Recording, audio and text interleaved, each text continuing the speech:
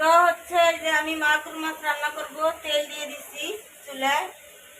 চুলায় হচ্ছে আমি তেল দিয়ে দিচ্ছি। এখন আমি পেঁয়াজ দিয়ে দিচ্ছি। এই পেঁয়াজ দিয়ে দিলাম।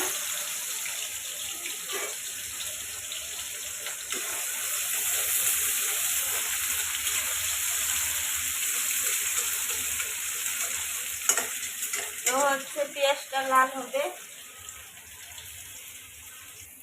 তো এই যে আমি পানি দিয়ে দিচ্ছি, পেঁয়াজটা লাল হয়ে গেছে। মশলাটা দিব, এই জন্য একটু পানি দিলাম। এটা একটু পাতলা করে ঝোল করবো, মাগুর মাছ রান্না করবো। হলুদ দিলাম, মরিচ দিলাম, জিরের গুঁড়া, তারপরে পরিমাণ মতো লবণ দিব। লবণ,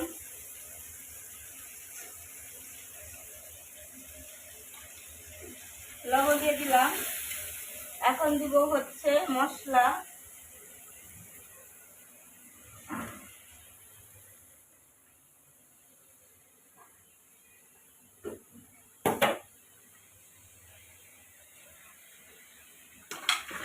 এই হচ্ছে আমি বাটা মশলা দিয়ে দিব।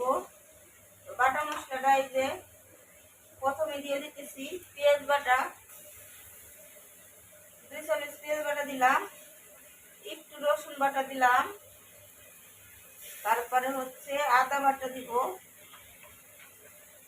এই যে হচ্ছে আদা বাটা দিচ্ছি। এখন আমি হচ্ছে এটাকে কষাচ্ছি।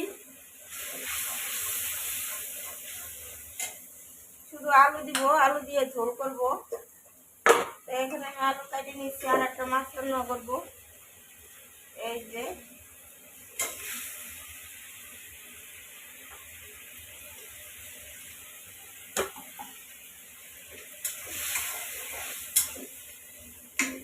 এটা এখন আমি ঢাইকে দিব। ঢাইকে দিলাম। এই যে আলুটা এই যে কষানো হয়ে গেছে, এখন আমি এর ভিতরে মাছগুলো দিয়ে দিব।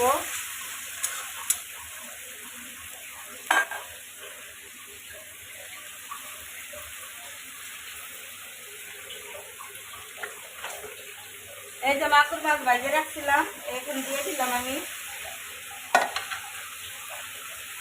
আলু দিয়ে দিচ্ছি। এটা আলু দিয়ে একটু ইয়ে করবো, পাতলা করে একটু ঝোল করবো।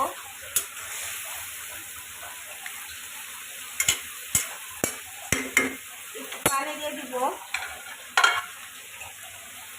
যাতে মশলাটা মাছের ভিতরে ঢুকে। এই পানি দিয়ে দিলাম, আস্তে আস্তে হবে।